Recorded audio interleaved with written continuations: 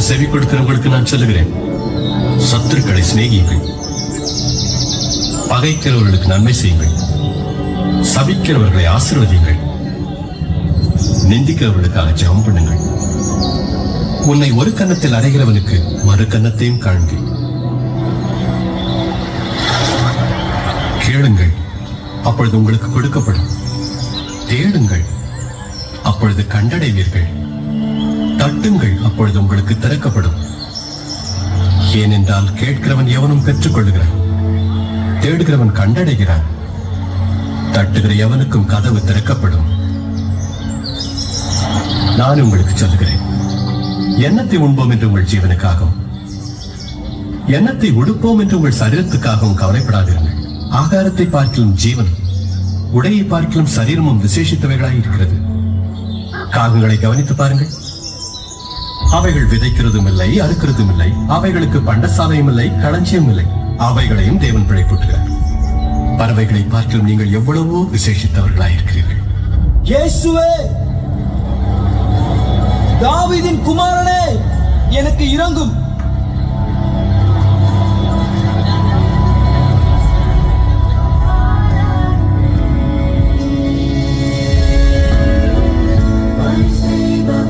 நான் உனக்கு என்ன செய்ய வேண்டும்? நான் பார்வையடைய விரும்புகிறேன்.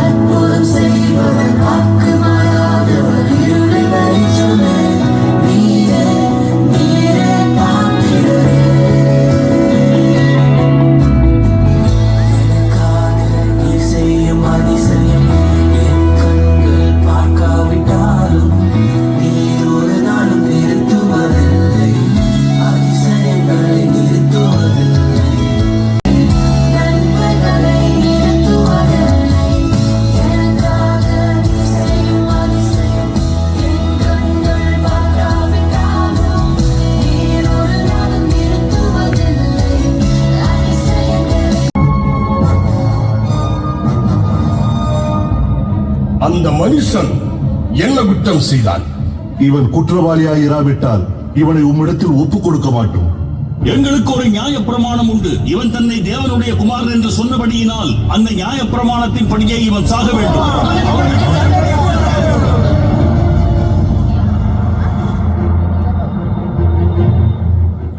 அவனை நீங்களே கொண்டு போய் உங்கள் நியாய பிரமாணத்தின்படி நியாயப்படுத்துங்கள்.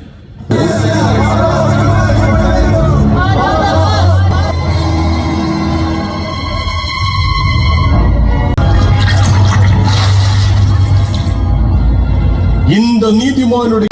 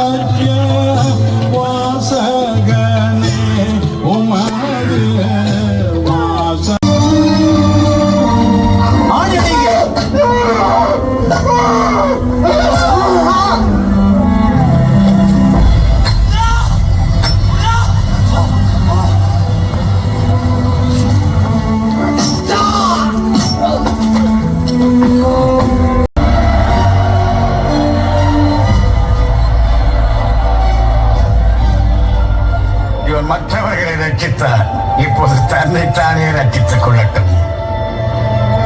நீ பேசியவானால் உன்னை நீயே ரட்சித்துக் கொள். எங்கே சிறையிலிருந்து இறங்கி வா. எங்கே உமது அற்புதங்களில் ஒன்றை காட்டு பார்ப்போம். பிதாவே, இவர்களுக்கு மன்னியும். தாங்கள் செய்கிறது இன்னதென்று அறியாதிருக்கிறார்களே. ஒப்படைக்கிறேன்.